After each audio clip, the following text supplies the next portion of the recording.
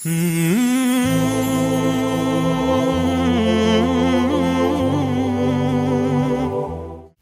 మనలో మార్పు రావాలి. ఎలాంటి మార్పు రావాలి? మన పనితీరులో మార్పు రావాలి. ఉదాహరణకు చూడండి, ఇక్కడ చాలా కష్టపడుతుంటాం. మనం చాలా కష్టపడుతున్నాం, లక్ష్యం పెట్టేసుకున్నాం, సాధించాలనుకున్నాం. మన ఆలోచనలు షఫీ గారు చెప్పారు, అనుకుంటే సాధిస్తామని చెప్పేసి మంచి లక్ష్యం పెట్టుకోవాలనుకున్నారు, మారాలనుకున్నా అని చెప్పారు. నేను మారిపోయాను, ఒక లక్ష్యాన్ని పెట్టుకున్నాను, ఇప్పుడు టైం వేస్ట్ చేయను అని బాగా కష్టపడుతున్నాడు. ఎలా కష్టపడాలి? పనిచేసే విధానం ఎలా మారాలి? ఇక్కడ చూడండి, ఇద్దరు వ్యక్తులు ఉన్నారు, రాము సోము అని ఇద్దరు వ్యక్తులు ఉన్నారు. అడవికి వెళ్ళేసి అక్కడ కట్టెలు కొట్టడం కోసం వెళ్ళేసి అడవిలో ఆ చెట్లు నరికేసి ఆ కట్టెలు కొట్టి ఇంటికి తెచ్చుకోవాలనే పని వారిది. అడవికి వెళ్ళారు, కట్టెలు కొడుతున్నారు ఇద్దరు, రాము సోము. రాము ఏం చేస్తున్నాడు అంటే అస్సలు టైం వేస్ట్ చేయట్లేదు, కొంచెం కూడా టైం వేస్ట్ చేయట్లేదు, ఫుల్ ఫోకస్గా పనిచేస్తున్నాడు, నరుకుతున్నాడు. ఉదయం నుంచి సాయంత్రం వరకు గ్యాప్ తీసుకోవట్లేదు. సాయంత్రం వరకు ఎక్కువ కష్టపడాలి, ఎక్కువ సాధించాలి, ఎక్కువ తీసుకుని వెళ్ళాలి అని లంచ్ బ్రేక్ కూడా తీసుకోవట్లేదు. లంచ్ బ్రేక్ కూడా తీసుకోకుండా కష్టపడుతున్నాడు. మరి సోము ఏం చేస్తున్నాడు? ఒక చెట్టు నరుగుతున్నాడు, ఆ తర్వాత ఒక 2 నిమిషాలు రెస్ట్ తీసుకున్నారు, ఆ 2 నిమిషాల్లో గొడ్డలు సానపడుతున్నాడు. ఆ తర్వాత ఇంకో చెట్టు నరుగుతున్నాడు, మళ్ళీ 2 నిమిషాలు రెస్ట్ తీసుకున్నాడు, గొడ్డలు సానపడుతున్నాడు, మళ్ళీ 2 నిమిషాలు. ఇలా జరుగుతుంది. సాయంత్రం అయ్యేసరికి రాము నరికిన చెట్లు 10 ఉన్నాయి, సోము నరికిన చెట్లు 20 ఉన్నాయి. అదేంటి, నువ్వు లంచ్ బ్రేక్ తీసుకున్నావు, మధ్యలో 10 సార్లు ఆగావు, నేను కష్టపడుతూనే ఉన్నాను, నరుకుతూనే ఉన్నాను, ఇంత కష్టపడితే నాకు రిజల్ట్ 10 చెట్లే వచ్చాయి, నువ్వు 20 చెట్లు ఎలా నరకలేవు అంటే ఆ సోము ఏమంటాడు?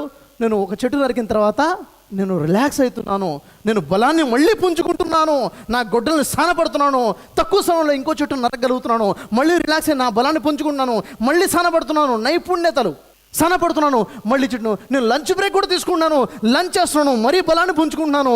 మరి ఒకసారి నువ్వు చెప్పు, నీ గొడ్డలికి సానపట్టి ఎన్ని రోజులైపోయింది అని అనగానే అతను ఆలోచనలో పడిపోతాడు. అవును కదా, చేయవలసింది హార్డ్ వర్క్ కాదు, స్మార్ట్ వర్క్. మనం చేస్తుంది హార్డ్ వర్కా, ఆలోచించి చేస్తున్నామా? మన స్కిల్స్ ఏంటో గుర్తించి ఆ స్కిల్స్ సానపడుతున్నామా లేదా?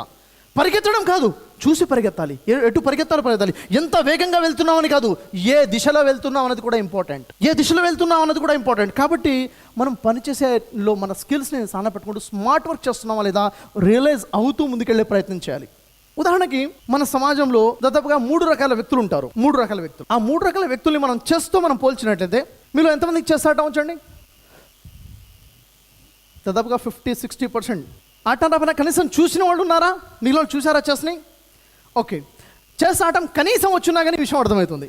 మనం చెస్ బోర్డ్ని చూస్తే చెస్ బోర్డ్లో ఉన్నటువంటి కాయిన్స్ని 3 పార్ట్స్గా మనం డివైడ్ చేయొచ్చు, 3 భాగాలుగా. సమాజంలో మనుషులు కూడా ఈ 3 రకాలుగానే ఉన్నాయి. అవేంటి చూడండి.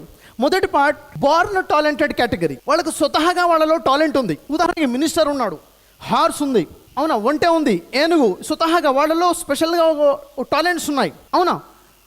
గుర్రం తన వంతుగా తన స్కిల్స్ ప్రకారంగా తన బోర్డు మీద పనిచేస్తుంది. ఇవి బాండ్ టాలెంట్, వాళ్ళు స్వతహాగా ఉన్నటువంటి స్కిల్స్ ఉన్నటువంటి కాయిన్స్. ఇలాంటి వ్యక్తులు మన సమాజంలో ఉన్నారు కొంతమంది. Next king, greatness trust upon category. బోర్డులో అన్నిటికన్నా విలువైన కాయిన్ ఏదైనా ఉందంటే కింగే, అన్నిటికన్నా వీక్ కాయిన్ ఏదైనా ఉందంటే కింగే. ఒక అడుగు తర్వాత ఇంకో అడుగు వేయటమే, ఒకేసారి పరిగెత్తలేడు. ఒక సిపాయి వచ్చి ముందు నిలబడ్డాగానే వెనక అడుగు వేయటమే, ఏం చేయలేదు రాజు, అవునా. పవర్స్ లేవు, చాలా తక్కువ పవర్స్. అలాని ఆ కాయిన్ని తీసేసే బోర్డు ఉంటుందా? మిగిలి ఉండదు, దాని మీదనే ఆధారపడి ఉంటుంది బోర్డు. ఇలాంటి వాళ్ళు కూడా సమాజంలో ఉన్నారు. 3వ రకం సోల్జర్స్, సిపాయిలు ఉన్నాయి. ఈ సిపాయిలు సామాన్యమైన వ్యక్తులాగా, నో గ్రేట్నెస్ కేటగిరీ, ఏమీ లేదు, డబ్బు లేదు, పరపతి లేదు, హోదాలు లేవు, రికమెండేషన్స్ లేవు, కామన్ నార్మల్ పీపుల్. ఈ సమాజంలో 90% ఉన్న పీపుల్ ఇలాంటి వారే. బోర్డులో దాదాపు ఒక లైన్ నిండా ఇవే ఉంటాయి, 8 కాయిన్స్, అవునా. అయితే వీటిలో ఒక ప్రత్యేకత ఉంది, ఏ కాయిన్కి లేని ప్రత్యేకత వీటిలో ఉంది. అదేంటో చెప్తాను. ఒక బోర్డులో మొత్తం 8 స్టెప్స్ ఉంటాయి. సిపాయి ఎక్కడ నిలబడి ఉంటాడు? సోల్జర్ సెకండ్ స్టెప్లో నిలబడి ఉంటాడు. వెనక కింగ్, హార్స్ ఇవన్నీ ఉంటే సెకండ్ స్టెప్ నిలబడి ఉంటాడు. అక్కడ నుంచి ఇంకా 6 స్టెప్పులు మిగిలి ఉంటాయి. 4 స్టెప్స్ తర్వాత సిపాయి ఉంటాడు, ఆ తర్వాత మెయిన్ కాయిన్స్, అది ఎండింగ్ అనమాట. అయితే ఆట మొదలైతే ఈ సిపాయి కనుక ఫస్ట్ 2 స్టెప్లు వేయచ్చు కదా, 2 స్టెప్స్ వేస్తే ఇంకా 4 స్టెప్స్ ఉంటాయి. ఈ 4 స్టెప్లు ఆచి చూచి సమయ స్ఫూర్తిగా చూసుకుంటూ ఒక అడుగు తర్వాత మరొక అడుగు తర్వాత మరొక అడుగు వేసుకుంటూ ఆగకుండా వెళ్ళి ఆ చివరి స్థానంలోకి చేరాడా ఏమైతుంది? గొప్ప శక్తిని పుంజుకుంటాడు. అతను హార్స్ స్థానంలోకి వెళ్ళిపోతే హార్స్ పవర్ వచ్చేస్తుంది, ఏనుగు స్థానంలోకి వెళ్తే ఏనుగు పవర్ వచ్చేస్తుంది, మినిస్టర్ స్థానంలోకి వెళ్తే మినిస్టర్గా మారిపోతాడు. ఇంకా ఏ కానికి లేనటువంటి అవకాశం ఉందా లేదా? మనం కనుక మన జీవితంలో ఈ సిపాయిలాగా అడుగు తర్వాత అడుగు చూసి సమయస్ఫూర్తితో మన స్కిల్స్ ఉపయోగించుకుంటూ అడుగు తీసి అడుగు పెడితే ఎంతో దూరం లేదు మన గొప్ప ఏ విధంగా అయితే సిపాయి వరల్డ్ని చెస్ బోర్డ్ని లీడ్ చేసే పవర్ని సాధించగలుగుతుందో మనం ఈ ప్రపంచాన్ని లీడ్ చేసే పొజిషన్కి వెళ్ళగలుగుతాం. మనం నా దగ్గర బాండ్ టాలెంట్ లేదు కదా, నాకు రికమెండేషన్స్ డబ్బు లేదు కదా, ఆ డబ్బున వాళ్ళు అలాగే ఉండిపోతారు, నువ్వు వాళ్ళని దూసుకొని ముందుకు వెళ్ళగలుగుతావా లేదా? ద బెస్ట్ ఎగ్జాంపుల్, మనం సిపాయిలం, లేదు మనలో ఆ స్కిల్ ఉంది, మనం చేయగలుగుతాము. ఇది చెప్పుకునే మాటలేనా? కాదు. అడుగు తీసి అడుగు వేస్తుంటే ఊహించినటువంటి లక్ష్యాలు కూడా మనం సాధించగలుగుతాం. అవునా? అవును. కలలో కూడా ఊహించినటువంటి స్థాయికి వెళ్ళగలుగుతాము మనము ప్లాన్ చేసుకుంటూ ఒక్కొక్క అడుగు వేసుకుంటూ ముందుకు వెళ్తే. ఉదాహరణకి ఈ ఒక బాబు గురించి, ఒక యువకుడు గురించి తెలుసుకుందాం. 16 years యంగ్ బాయ్, మన ఇండియాలో అస్సాంలో ఉన్నాడు, అడవి ప్రాంతంలో చిన్న గుడిసెలో ఉన్నాడు. అతను పని ఏంటంటే పాలు అమ్ముకుని బ్రతికేవాడు. పాలు అమ్ముకుని బ్రతికేవాడు. అతనికి 16 సంవత్సరాల వయసులో ఉన్నప్పుడు, అతను పుట్టింది 1963లో, 16 సంవత్సరాల వయసు వచ్చింది. ఆ సమయంలో గొప్ప వరదలు, విపరీతమైన వరదలు వచ్చేసాయి. ఆ వరదల వల్ల తన ఇంటి దగ్గర ఏదైతే పెద్ద అడవి ఉందో, అడవిలో ఉన్న చెట్లన్నీ కూడా దాదాపుగా పడిపోయాయి. పట్టించుకునేవాడెవడూ లేడు. ఎలా అయితే అడవి నాశనం అవుతుందో, అక్కడ ఉన్న అడవిలో ఉన్న ఎన్నో వందలాది వేలాది జంతువులు ఒకటి తర్వాత ఒకటి చనిపోవడం మొదలుపెట్టాయి. పట్టించుకునేవాడు లేదు. పక్షులు అక్కడ ఉండే స్థానం లేదు, పక్షులు చనిపోతున్నాయి. ఇవన్నీ చూసిన తర్వాత ఆ యువకుడి మనసులో ఆలోచన వచ్చింది, ఎలా వందలాది జంతువులు చనిపోతున్నాయి, పక్షులు చనిపోతున్నాయి, అడవి నాశనం అయిపోయింది, ఎలా, ఏం చేయాలి? ఎవరు పట్టించుకోవట్లేదు. నలుగురికి తెలియచేశాడు, ఎవరు దాని గురించి ఉలుకోలేదు పలుకోలేదు. నిర్ణయించుకున్నాడు అడవిని నేను ఏర్పాటు చేయాలి, అడవిని నేను నాటాలనుకున్నాడు. ఒక వ్యక్తి ఒక మొక్కను నాటగలుగుతాడు, ఒక తోట నేయటమే కష్టము, అడవిని చేయగలుగుతాడా? నిర్ణయించుకున్నాడు. 16 సంవత్సరాల వయసులో ప్రతిరోజు కూడా ఇన్ని చెట్లని నాటడం మొదలుపెట్టాడు. మొక్కలు నాటుతున్నాడు. ఈ రోజు నాటిన మొక్కల్ని రేపు చూసుకున్నాడు, రేపు కొత్త మొక్కలు నాటుతున్నాడు. రెండో రోజు నాటాడు, మూడో రోజు నాటాడు, 10 రోజులు నాటాడు, 2 నెలలు నాటాడు, 1 సంవత్సరం నాటాడు. అంతేకాదు, 2 సంవత్సరాలు నాటాడు, 3 సంవత్సరాలు నాటాడు. మొక్కలు నాటుతూ పెడుతున్నాడు. నాటినటువంటి పాత మొక్కల్ని చూస్తున్నాడు ఎలా పెరుగుతున్నాయో లేదని. ఒకే ఒక వ్యక్తి, ఎవరు సహకారం లేదు, ఎవరి ఫండింగ్ లేదు. మొక్క తర్వాత మొక్క తర్వాత మొక్క, రోజు తర్వాత రోజు, వారం తర్వాత వారం, సంవత్సరం తర్వాత సంవత్సరం. 10 సంవత్సరాలు అయిపోయాయి, 15 సంవత్సరాలు అయిపోయాయి, 20 సంవత్సరాలు అయిపోయాయి, 30 సంవత్సరాల జీవితకాలం అయిపోయింది. 16 సంవత్సరాల నుంచి 46 సంవత్సరాల వరకు నాటుతూ 30 సంవత్సరాలు కష్టపడ్డాడు. 1360 ఎకరాల అడవిని తయారు చేసేసాడు. అడుగు తర్వాత అడుగు వేసుకుంటూ వెళ్తే ఊహించినటువంటి స్థాయికి మనం వెళ్ళగలుగుతాం. మరి ఏం సాధించాడు? ఏమొచ్చింది? భారత గౌరవ రాష్ట్రపతి పేరు మీదుగా పద్మశ్రీ అవార్డుని అందుకున్నాడు. 52 సంవత్సరాల వయసులో. ఇప్పుడు జాదవ్ మొలాయ్ ఆయన పేరు కాదు, పద్మశ్రీ జాదవ్ మొలాయ్. పద్మభూషణ్ ఉంది కదా అని చూస్తున్నారా, అది పద్మశ్రీ. ఓకేనా? పద్మశ్రీ జాదవ్ మొలాయ్. ఊహించగలరా? ఎక్కడో మారు ప్రాంతంలో పేద కుటుంబంలో పాలు అమ్ముకునేటువంటి వ్యక్తి భారతదేశంలో అతిపెద్ద గౌరవం పద్మశ్రీ అవార్డుగా మారగలుగుతాడు అనుకున్నారా? ఊహించగలిగారా? సాధ్యమేనా? ఆ చదువు ఉందా, ఆ డబ్బు ఉందా, నైపుణ్యతలున్నాయా? లేవే. ఎలా సాధ్యం? ఫోకస్డ్ వర్క్, పని తీరులో మార్పు. మనం ఏం చేస్తాం? 4 రోజులు చేస్తాం, మానేస్తాం, వదిలేస్తాం. ఎందుకు సాధించలేకపోతున్నాం? ఏ పనైనా కానీ ఎందుకు ఈ రోజు నుంచి బాగా చదవాలి అనుకుంటాం, మొదలు పెడతాం, వదిలేస్తాం. ఇంగ్లీష్ వస్తేనే భవిష్యత్ అని తెలుసు, స్పోకెన్ ఇంగ్లీష్ నేర్చుకుందాం అనుకుంటాం, గట్టిగా అనుకుంటాం, మొదలు పెడతాం, 4 రోజులు మాట్లాడతాం, 5వ రోజు మర్చిపోతాం, మళ్ళీ 3 నెలల తర్వాత గుర్తొస్తుంది, అరే ఎందుకు ఇంగ్లీష్ నేర్చుకోవాలనుకున్నాం కదా, లేదు, మొదలు పెడుతూనే ఉంటాం, మొదలు పెడుతూనే ఉంటాం. లేదు, కంటిన్యూస్ వర్క్ చేయండి, అద్భుతమైన రిజల్ట్స్. మన పనితీరులో ఇలాంటి మార్పు రావాలి. ఇప్పుడు ఆయన ఎవరో తెలుసా? ఇప్పుడు ఆ జాదవ్ ఎవరైతే ఉన్నారో, the forest man of India అతని బిరుదు. అది the forest man of India అతని బిరుదు. అయితే ఇది మానవుడు అనుకుంటే, సామాన్య మానవుడు ఎలా ట్రాన్స్ఫార్మ్ అవ్వగలుగుతాడు, సామాన్యమైన స్థితుల నుంచి అతి ఉత్తమమైన స్థాయిలోకి ఎలా వెళ్ళగలుగుతాడు అనడానికి ఒక గొప్ప ఉదాహరణగా మనం చెప్పొచ్చు. అయితే మరొక ఎగ్జాంపుల్ ఎందుకు చెప్తున్నారంటే, ఇక్కడ యువత ఉన్నారు. ఏ ఒక్క ఇన్స్పిరేషన్ని తీసుకున్నా కానీ అతని జీవితంలో ముందుకెళ్తాడు. ఉదాహరణకి ఎవరైనా ఎగ్జామ్లో పాస్ అయిపోయాడు, లేక మంచి టాపర్గా అయ్యాడు, లేకపోతే పెద్ద కంపెనీలో ఉద్యోగం సాధించాడు, అతన్ని మీరు వెళ్ళి కంగ్రాట్స్ చెప్పడం వల్ల వచ్చేదేముంది? గొప్ప విజయం సాధించిన వ్యక్తి దగ్గరికి వెళ్ళేసి కంగ్రాచులేషన్స్ అని చెప్పారు, వచ్చేదేముంది? ఎవడన్నా ఓడిపోయాడు, ఫెయిల్ అయిపోయాడు, అతనికి వెళ్ళి ఇన్స్పిరేషన్ ఇవ్వండి, అతన్ని నిలబెట్టే ప్రయత్నం చేయండి. అవునా లేదా? ఈరోజు ఇక్కడ నుండి ప్రజల నుంచి ఒక్క వ్యక్తి అయినా ఒక్క ఇన్స్పిరేషన్ స్టోరీ తీసుకున్నా కానీ అతని జీవితంలో ఇలాంటి గొప్ప విజేతగా మారగలుగుతాడని ఇన్స్పిరేషన్ స్టోరీస్ మన ముందుకు వస్తున్నాయి. అర్థం చేసుకుని ఎవరైతే మారాడో తన పనితీరులో, ఆలోచనలో అతన్ని ఇంకెవరూ ఆపలేరు. చూడండి, ఈ బాబు ఒక యువకుడు ఉన్నాడు హర్యానాలో, కురుక్షేత్ర నుండి పట్టణానికి దగ్గరలో పెహోవా నుండి విలేజ్లో ఈ బాబు ఉన్నాడు. చాలా పేద కుటుంబం. వాళ్ళ నాన్న కూలి పని చేసేవాడు, అమ్మ టైలరింగ్ చేసేది, వచ్చిన డబ్బులతో ఇల్లు గడిపేవారు. ఆ బాబు గవర్నమెంట్ స్కూల్లో చదువుకున్నాడు, చదువు పూర్తి చేశాడు, 10th అయిపోయింది, గవర్నమెంట్ కాలేజ్ జాయిన్ అయ్యాడు, ఇంటర్మీడియట్ అయిపోయింది, ఆ తర్వాత అతనిలో ఉన్నటువంటి స్కిల్, అతను కష్టపడి బాగా ఐఐటిలో సీట్ సంపాదించాడు. కానీ ఏం లాభం? చదువుకోవడానికి డబ్బులు లేక సీట్ వచ్చినా కానీ సీట్ను వదులుకున్నాడు. డిస్టెన్స్ ఎడ్యుకేషన్లో బీటెక్ చేశాడు. కాలేజ్కి వెళ్ళలేదు. డిస్టెన్స్లో తక్కువ ఫీజు ఉంటుంది, మిగిలిన టైంలో ఏదైనా పనులు చేసుకోవచ్చు అని చెప్పేసి డిస్టెన్స్లో బీటెక్ చేశాడు. వచ్చుంటే కొద్ది డబ్బులతో ల్యాప్టాప్ కొనుక్కున్నాడు. ఆ తర్వాత వాళ్ళ చెల్లి పెళ్లి నిశ్చయమైంది. చెల్లి పెళ్లికి డబ్బులు తక్కువైపోయి ₹1 కూడబెడుతున్నారు. తను వాడుకున్న ల్యాప్టాప్ అమ్మేయాల్సి వచ్చింది. చెల్లి పెళ్లి కోసం అమ్మేశాడు. ఒకసారి ఆలోచించండి, మన పరిస్థితులు ఎలా ఉన్నాయి? నిజంగా మనం ఆ పరిస్థితిలో ఉన్నామా? ఒకసారి ఆలోచించండి. తర్వాత ఏమైందో తెలుసా? తను జాబ్ కోసం అప్లై చేస్తే ఎవరు కూడా ఊహించినటువంటి రేంజ్లో ఈరోజు మన భారతదేశంలో ఉన్న ఇంజనీరింగ్ స్టూడెంట్స్ అందరూ కూడా కలలు కూడా కలనటువంటి గొప్ప ఆఫర్ ఆ అబ్బాయికి వచ్చింది. ఎలా వచ్చింది? ఏం చేశాడు అంటే, అతని ఇంట్లో కూర్చొని ఒక యాంటీ హ్యాకింగ్ సాఫ్ట్వేర్ని కనుక్కున్నాడు. ఏదైతే హ్యాక్ చేస్తారో సిస్టమ్స్ని, యాంటీ హ్యాకింగ్ సాఫ్ట్వేర్ని ఇంట్లో కూర్చొని తయారు చేశాడు. మైక్రోసాఫ్ట్ అతనికి ఆఫర్ ఇచ్చారు. ఎంత ఆఫర్ ఇచ్చారు తెలుసా? ఇయర్లీ ప్యాకేజ్ ₹4,85,00,000 ఒక సంవత్సరానికి సాలరీ. అంటే ప్రతి నెల 40 లక్షలకు పైగా సాలరీ ఆఫర్ ఇచ్చారు. అంటే ప్రతి రోజుకి ₹1,30,000 ఒక్క రోజుకి ₹1,30,000 ఎర్న్ చేస్తున్నాడు. జస్ట్ అగ్రిమెంట్ సైన్ చేయడం కోసం ₹2,00,000. అంతేకాదు మైక్రోసాఫ్ట్ కంపెనీలో 20,000 షేర్స్కి ఓనర్గా ఉన్నాడు ఇప్పుడు ఆ యువకుడు. ఒక్కసారి ఆలోచించండి. నా పరిస్థితులు బాగాలేదు, మాకు డబ్బు లేదు, నేను చదువుకున్న స్కూల్ గవర్నమెంట్ స్కూల్ కాబట్టి ఇలా ఉంది, నేను తెలుగు మీడియంలో చదువుకున్నానని చెప్పేసి మనలో ఉన్నటువంటి బలహీనతలే చూస్తూ ఉన్నాం. ఏం చేయాలో ఆలోచించట్లేదు, ఎలా ముందుకెళ్లాలో ఆలోచించట్లేదు, ఎలా తీసుకుని ముందుకెళ్ళాలో ఆలోచన రావట్లేదు. పరిస్థితుల సమస్య కాదు, సమస్య ఉంది ఆలోచనలో ఉంది, సమస్య ఉంది మన పనితీరులో ఉంది. మారాలి, పరిస్థితులు మారాలి, సమాజం మారాలి, కాలేజ్లో మారాలి, కాలేజ్ స్టాఫ్ మారాలి. కాదు, నేను మారాలి, నా ఆలోచన ధోరణి మారాలి, నా పనితీరు మారాలి. నేను మారితే సమాజం మారుతుంది. అవునా కాదా? ఈ వీరందరి జీవితంలో వందల వేల కారణాలు ఉన్నాయి. ఆ కారణాలు చూపించి ఆగిపోయి ఊళ్ళో ఉండిపోవచ్చు. కానీ ఆ కారణాలని ఆగిపోవడం కోసం ఉపయోగించలేదు. ఆ కారణాలే అతను అధిగమించి ముందుకెళ్ళి విజయం సాధించడం కోసం ఉపయోగించాడు. అవునా? సమస్య వచ్చిందా? సమస్యను చూసి భయపడబాకు. సమస్యను చూసి భయపడ్డావా? ఆ సమస్య నిన్ను ఓడగొట్టేస్తుంది. లేదు, సమస్య కాదు, నీకు కనపడాల్సింది అవకాశం వెతుకు. నువ్వు చేయగలుగుతావు, నువ్వు సాధించగలుగుతావు. మనకన్నా సామాన్య వ్యక్తి కదా, అతనికన్నా గొప్ప స్థాయిలోనే మనం ఉన్నాం కదా.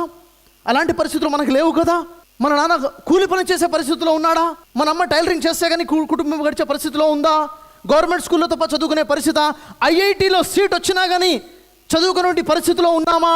కానీ మనకన్నా ముందుగా అతను ఎలా వెళ్ళాడు, మనం ఎలా వెళ్ళలేకపోయాము. ఏంటి, ఎక్కడ మారాలి, మార్పు ఎక్కడ అవసరం ఉంది? ఒక్కసారి ఆలోచించాలి. అతను కూడా సమాజం మారాలి, దేశం మారాలని కూర్చుంటుంటే అతను ఎక్కడేసిన గొంగళి అక్కడగానే అదే స్థాయిలో ఉండిపోయేవాడు. అవునా కదా? కష్టాలు అనేవి వేరు వేరు రూపాల్లో ప్రతి ఒక్కరి జీవితాల్లో వస్తూనే ఉంటాయి. అవునా? కష్టాలను చూసి కష్టాలతో పాటు వచ్చే సుఖాలనే అవకాశాలను కూడా మనం తాళం వేసేస్తున్నాం, రాకుండా ఆపేస్తున్నాం. అలా కాదు, ఆ కష్టాలని తమ బలహీనతలుగా కాకుండా తమ విజయం అనే భవనానికి ఒక మెట్లుగా మనం ఊహించాలి. ఆ విధంగా మనం వాటిని ఉపయోగించగలగాలి. అయితే దీనికోసం మనం చేయాల్సిందండి, వెంటనే మారిపోవాలా, రేపటి నుంచి డ్రాస్టిక్ చేంజ్ రావాలా? అవసరం లేదు. కొంచెం కొంచెం మార్పు కోసం ప్రయత్నం చేద్దాం. జీవితంలో మార్పు కొంచెం కొంచెంగా మార్పు చేద్దాం. చిన్న మార్పు కూడా పెద్ద ఫలితాలను సాధిస్తుంది మన జీవితంలో. అయితే మరి ఎన్ని విన్నాం కదా, ఏం చేయాలి?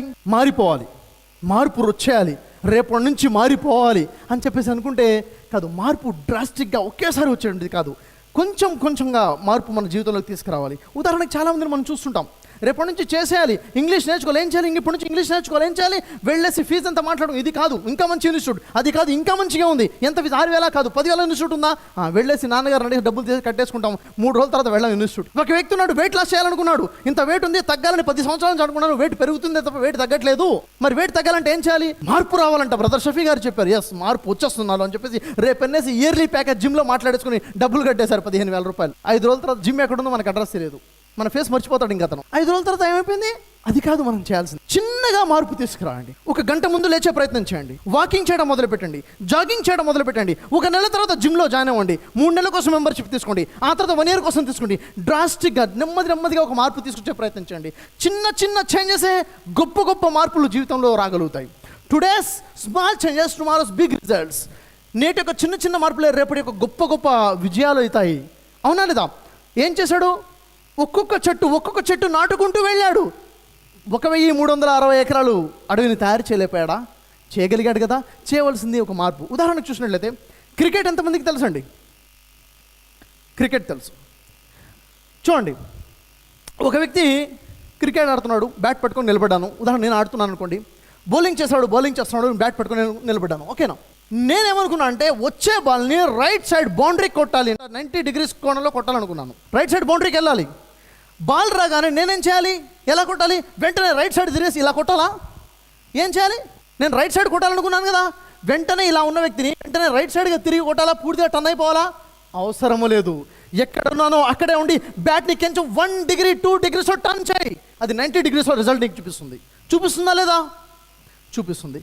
జస్ట్ మనం ఒక 1 degree బ్యాట్ని టర్న్ చేసాం, ఆ బాల్ అక్కడి బౌండరీకి వెళ్ళేసరికి 70-80 degrees కోణంలోకి రీచ్ అవుతుంది.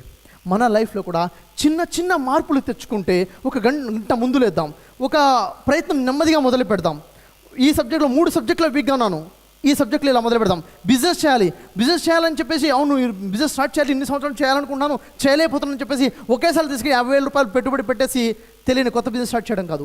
ముందుగా చూడు ఎలా ఉంది, స్కోప్ ఎలా ఉంది, మార్కెట్ ఎలా ఉంది, ఏది చేయాలి, కొంచెంగా మొదలుపెట్టు, అడుగడుగ్గా ముందుకి, ఆ తర్వాత విజయాలని సాధించవచ్చు. అవునా లేదా? కొంచెంగా మారాలి. మారిపోవాలి అనుకున్నవాడు మారడు. మార్పు కోసం ఒక్కొక్క అడుగు ప్రయత్నం చేసిన వాడు గొప్ప మార్పులు చేజిక్కించుకుంటాడు. 3వ మార్పు మనలో రావాల్సింది ఏంటంటే, మనలో ఉన్న బలహీనతల్ని బలాలుగా మార్చుకోవాలి. Convert weaknesses into strengths. ప్రతి వ్యక్తిలో బలహీనతలు ఉన్నాయి. నాకు తెలుసు నాలో ఉన్న బలహీనతలు ఏంటో, మీకు తెలుసు మీలో ఉన్న బలహీనతలు ఏంటో. మనలో ఉన్న బలహీనతలను లిస్ట్ అవుట్ చేసి వీటిని బలాలుగా ఎలా మార్చుకోవాలి. అసలు వాస్తవానికి ప్రతి బలహీనత మీరు అనుకున్నట్టుగా బలహీనత కాదు, అది మీ బలం కూడా ఉండొచ్చు. మనం అనుకుంటున్నట్టుగా ప్రతి బలహీనత అది నా బలహీనత కాదు, నా ఆలోచన కావచ్చు, అది నా గొప్ప బలమే అయి ఉండొచ్చు. ఉదాహరణకు మనం చూసినట్లయితే ఒక బాబు గురించి చూద్దాం. ఒక బాబు 12 సంవత్సరాల వయసులో ఉన్నాడు. అతనికి లెఫ్ట్ హ్యాండ్ లేదు. లెఫ్ట్ హ్యాండ్ యాక్సిడెంట్లో లెఫ్ట్ హ్యాండ్ పోయింది, కోర్స్ తీసేయాల్సి వచ్చింది. అయితే అతను మాటికి వాళ్ళ అమ్మ వాళ్ళు చెప్పాడు, నేను మార్షల్ ఆర్ట్స్ నేర్చుకుంటానని చెప్పేసి. వాళ్ళ అమ్మ వాళ్ళు, నీకు ఒక చెయ్యలేదురా, నువ్వే నేర్చుకుంటూ ఎట్లా అవుతుందిరా నీకు అని చెప్పి, లేదు బాగా మారం చేస్తుంటే తీసుకెళ్ళేసి ఒక మార్షల్ ఆర్ట్స్ ట్యూషన్ దగ్గరికి వెళ్ళేసి అక్కడ జూడో నేర్పుతున్నారు. అతని దగ్గరికి వెళ్ళి మాట్లాడతారు, ఏమండి మరి మా బాబు ఇలా నేర్చుకుంటాను, నేర్పగలుగుతారంటే తప్పకుండా నేర్పుతాను అంటాడు.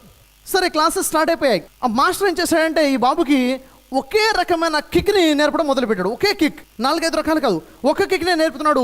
నేర్పాడు. 1 నెల, 2 నెలలు, 3 నెలలు, 6 నెలలు అయిపోయాయి. 6 నెలల్లో ఆ కిక్ కొట్టడంలో మాస్టర్ అయిపోయాడు.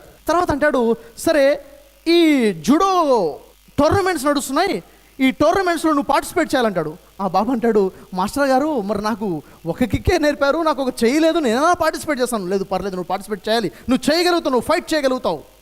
టోర్నమెంట్కి వెళ్ళారు. టోర్నమెంట్కి వెళ్ళిన తర్వాత ఊహించిన విధంగా అతను అనుకోలేదు. ఫస్ట్ ఫైట్ విన్ అయిపోయాడు, సెకండ్ ఫైట్ విన్ అయిపోయాడు, థర్డ్ ఫైట్ విన్ అయిపోయాడు, ఫోర్త్ ఫైట్ కూడా విన్ అయిపోయాడు. సెమీఫైనల్స్కి వచ్చేసాడు. సెమీఫైనల్కి వస్తే టఫ్గా ఉంది, ఎదుటి వ్యక్తి చాలా ఫాస్ట్గా ఉన్నాడు, చాలా స్కిల్ఫుల్గా ఆడుతున్నాడు, చాలా కష్టంగా అయినప్పటికీ గెలిచేశాడు. ఫైనల్స్కి వచ్చాయి. ఫైనల్స్కి వచ్చిన తర్వాత ఫైనల్స్ ఉన్న ప్రత్యర్థి చాలా ధైర్యంగా, చాలా స్పీడ్గా ఉన్నాడు. అతనితో ఇతను పోటీ పడడము ఒక రిస్క్ తీసుకున్నట్లే. రెఫరీ అంటున్నాడు, బాబు నువ్వు కావాలంటే నువ్వు ఏం చేయాలి, టేక్ ఆఫ్ చేసుకోవచ్చు, అంటే వదిలేయచ్చు, గివప్ చేయొచ్చు, నీకు అవకాశం ఉంది, ఆలోచించుకో, ఫైట్ మొదలయ్యేముంది అని బాబుని అడిగితే బాబు ఆలోచిస్తుంటాడు. మాస్టర్ అనుకున్నాడు, మాస్టర్ వచ్చేస్తుంటాడు, లేదు వాడు ఆడతాడు, వాడు ఫైట్ చేస్తాడు అని చెప్పాడు. మళ్ళీ ఒకసారి ఆలోచించుకో, లేదు వాడు ఆడతాడు, వాడు ఫైట్ చేస్తాడు. Final match, judo competition tournament నడుస్తుంది, ఫైట్ మొదలైపోయింది. టఫ్ అయినప్పటికీ ఆడి గెలిచాడు, గోల్డ్ మెడల్ వచ్చింది. ఎలా జరిగింది? ఆ తర్వాత మెడల్ తీసుకున్నాడు. తిరుగు ప్రయాణంలో ఆ బాబు అడుగుతున్నాడు మాస్టర్ని, మాస్టర్ గారు మీరు నాకు 4-5 రకాల కిక్స్ నేర్పలేదు, పంచెస్ నేర్పలేదు, ఒకే ఒక కిక్ నేర్పారు, మరి నేను ఎలా గెలిచాను? అంత మేధావులు ఉన్నారు, 2 చేతులతో వారు పోరాడారు, నేను ఒకే చేయి నా దగ్గర ఉంది, ఎలా జరిగింది, నాకు మెడల్ ఎలా వచ్చి నాకు నమ్మకం కలగట్లేదు అంటే ఆ మాస్టర్ ఏం చెప్పారు తెలుసా? చూడు, నేను నీకు జూడోలో అతి కష్టతరమైన కిక్ ఏదైతుందో అది నేర్పాను, అది సాధారణంగా ఎవరు వాడరు. ఆ కిక్లో నువ్వు 6 నెలలు ఫోకస్ చేసి మాస్టర్గా మారిపోయావు. అయితే నువ్వు ఎప్పుడైతే ఆ కిక్ని కొడతావో, ఎదుటి ప్రత్యర్థి దాన్ని నీ కిక్ నుంచి తప్పించుకోవాలంటే, ఆ ప్రత్యర్థి నీ కిక్ నుంచి బయటపడాలంటే నీ ఎడమ చెయ్యి పట్టుకుని ఆపాలి. నీకు ఎడమ చెయ్యి లేదు కదా, కాబట్టి ఆ చెయ్యి నిన్ను గెలిపించింది. మనం అనుకోవచ్చు ఇది నా బలహీనత అని. కాదు, ఆ బలహీనతనే నా బలంగా అయ్యి ఉండవచ్చు. ఇది నా బలహీనత, నా బలం కాదు, అదే నీ బలమేమో. ఆ బలహీనత మీద నీ బలం దాక్కుతేమో. ఒక్కసారి ఆలోచించు. మన జీవితంలో గొప్ప విజయాలు కూడా ఒక్కోసారి ఏమవుతాయి, మన బలహీనతల కారణంగానే వచ్చే అవకాశాలు ఉన్నాయి. కాబట్టి బలహీనతను చూసి కృంగిపోవడం కాదు, బలహీనతగా ఉంచాడు. నిజంగా మార్చుకోగలుగుతామా? ఆ బలహీనతలో మార్పు వస్తుందా? దాన్ని బలానిగా మార్చుకో, అవునా లేదా? అయితే ఒకసారి నిల్చుంటారా సార్ అందరు కూడా? చేతులు పైకి లేపండి, చేతులు చూసుకోండి. కుడి చేయి వైపు ఎన్ని వేళ్ళు ఉన్నాయి? ఎన్ని?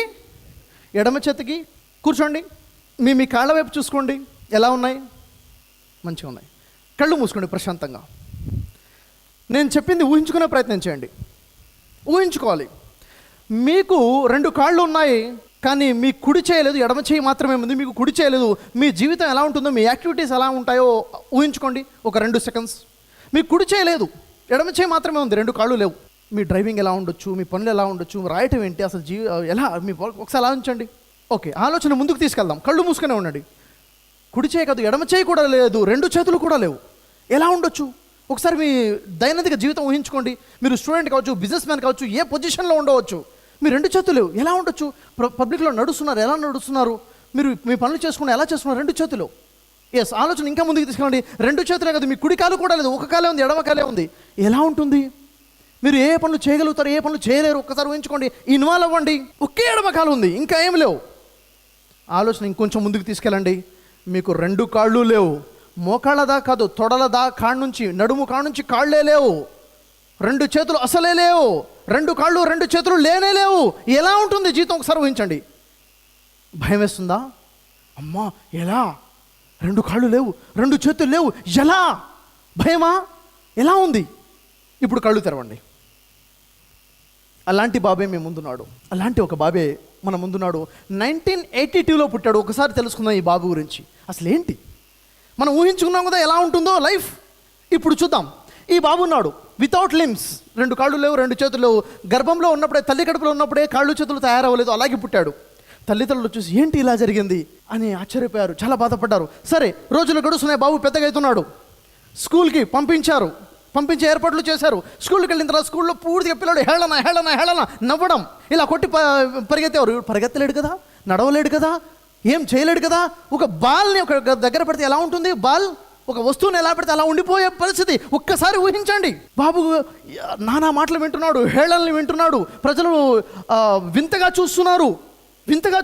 ఒకసారి ఊహించండి. 10 సంవత్సరాల వయసుకు చేరుకున్నాడు ఆ బాబు. చనిపోవాలి అనుకున్నాడు, ఆత్మహత్య చేసుకోవాలనుకున్నాడు, ఇంకెందుకు జీవితం అనుకున్నాడు. 10 సంవత్సరాల వయసు. ఇంతలో ఏం జరిగిందో తెలుసా? అతను ఒకరోజు పేపర్ చదువుతుంటే పేపర్లో ఒక లెటర్ వచ్చింది. ఆ లెటర్ ఏంటంటే, వికలాంగుడైన ఒక వ్యక్తి తన వికలాంగతని ఎలా ఛాలెంజింగ్గా తీసుకుని జీవితంలో విజయం సాధించాడో ఆ లెటర్లో ఉంది. అది చదివాడు. అది చదివిన తర్వాత అతనికి ఒక ఇన్స్పిరేషన్ వచ్చింది. అవునా, ఒక వికలాంగుడు ఇలా చేయగలిగాడా, కాళ్ళు లేని వ్యక్తి? నేను చేయలేనా అనుకున్నాడు. నేను కూడా చేస్తాను అనుకున్నాడు, నేను చేయగలుగుతాను అనుకున్నాడు. ఏమనుకున్నాడు? తనలో ఆలోచనలో మార్పు వచ్చింది. చనిపోవాలని ఆలోచించి బయటపడ్డాడు. ఏం ఆలోచించాడో తెలుసా? నేను ప్రజలలాగా ఆడుకోలేను కదా, నేను ఇతరులలాగా ఆడుకోలేను కదా, కానీ వారికన్నా బాగా ఆడి చూపిస్తాను. నేను ప్రజల్లాగా పరిగెత్తలేను కదా, వారికన్నా బాగా జీవితంలో ఎలా పరిగెత్తాలో నేను వారికి చూపిస్తాను. వారిలాగా నేను ఎక్కలేను కదా, కానీ వారికన్నా ఎక్కువగా జీవితంలో ఎలా ఎదగాలో నేను ప్రజలకు చూపిస్తాను అని అనుకున్నాడు. నిర్ణయం తీసుకున్నాడు. ఆలోచనలో మార్పు వచ్చింది. ప్రయత్నం చేశాడు. రిజల్ట్ ఏంటో తెలుసా? ఏం చేస్తున్నాడు చూడండి. అతను నోటితో రాయడం మొదలుపెట్టాడు. మీరు రాయలేరు, మీరు పిక్చర్స్ గీయలేరు. అద్భుతమైన ఆర్టిస్ట్గా మారారు. ఆడటం మొదలుపెట్టాడు. గోల్ఫ్ ఆట, మీరు ఆడలేరు అంత గొప్పగా గోల్ఫ్ ఆట మొదలుపెట్టాడు. గోల్ఫ్ ఆటానికి చేతులు కావాలా, కాళ్ళు కావాలా, అవసరం లేదని నిరూపించాడు. అతను ఆట మొదలుపెట్టాడు. ఫుట్బాల్, మీరు ఆడలేరు అంత గొప్ప ఫుట్బాల్ ప్లేయర్గా మారిపోయాడు. గోల్ దగ్గర ఉండి బాల్ని ఆపడంలో, ఫుట్బాల్ ఆడడానికి కాళ్ళు చేతులు అవసరం లేదని నిరూపించాడు. ఈత కొట్టడం మొదలుపెట్టాడు. కాళ్ళు లేకుండా, చేతులు లేకుండా ఈత ఇలా కొడతారు చూడండి అని ఈత కొట్టి చూపించాడు. మీలా నాలా కాదు, అద్భుతమైన ఈతగాడిగా మారిపోయాడు. అంతేకాదు కేవలము 17 సంవత్సరాల వయసులోనే అటిట్యూడ్ అనే ఒక సంస్థను నెలకొల్పాడు. అంతేకాదు లైఫ్ వితౌట్ లిమ్స్ అనే సంస్థని నెలకొల్పాడు. అంతేకాకుండా 20 సంవత్సరాల వయసులోనే ప్రపంచంలో అతి ఫేమస్ మాస్టర్ మోటివేటర్గా పేరు పొందాడు. 20 సంవత్సరాల వయసులో. ఒక రాష్ట్రంలో, ఒక దేశంలో కాదు, 45 దేశాలకు పైగా జరిగే ప్రజలకి ఎలా జీవితం గడపాలో ట్రైనింగ్ ఇస్తున్నాడు. ఎంత ధైర్యంగా ఉండాలో, జీవితం ఎలా గడపాలో అతను ట్రైనింగ్ ఇచ్చే పొజిషన్లో ఉన్నాడు. ఆయనే నిక్ విజిసస్. ఒక్కసారి ఆలోచించండి. మనకి ఉన్నదేంటి, అతనికి లేనిదేంటి? కాళ్ళు చేతలే కదా, కానీ మనకి లేనిదేంటి, అతనికి ఉన్నదేంటి? అతనికి ఉన్నదేంటి ఒకసారి ఆలోచించండి. అతని ఆలోచనలేంటి? గమ్యాన్ని చేరాలి అన్న ఒక లక్ష్యం, సాధించాలన్న ఒక పట్టుదల. గమ్యం చేరాలనుకుంటే మార్గం అవసరం లేదు, మనసుంటే దారులు వెతుక్కుంటూ ముందుకెళ్తాం. అవునా లేదా?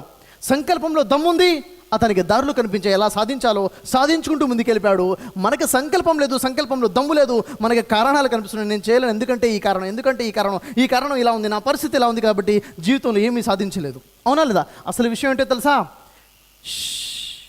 కథలు చెప్పడం, కారణాలు చెప్పడం మానేయండి. రిజల్ట్స్ మీద ఫోకస్ చేయండి. No reasons, just results. అనుకున్నాడు, ఏ కారణాలు చూడలేదు, ఏ బలహీనతలు కాదు, చెయ్యాలంటో చూశాడు, చేసి చూపించాడు, ప్రపంచానికి నేర్పించాడు. ఇది మన కోసం మోటివేషన్ కాదా? మనం చేయలేమా, మనం సాధించలేమో ఒక్కసారి ఆలోచించండి. మనకేంటి తక్కువ? ఆలోచనలో మార్పు రావాలి, పనితీరులో మార్పు రావాలి.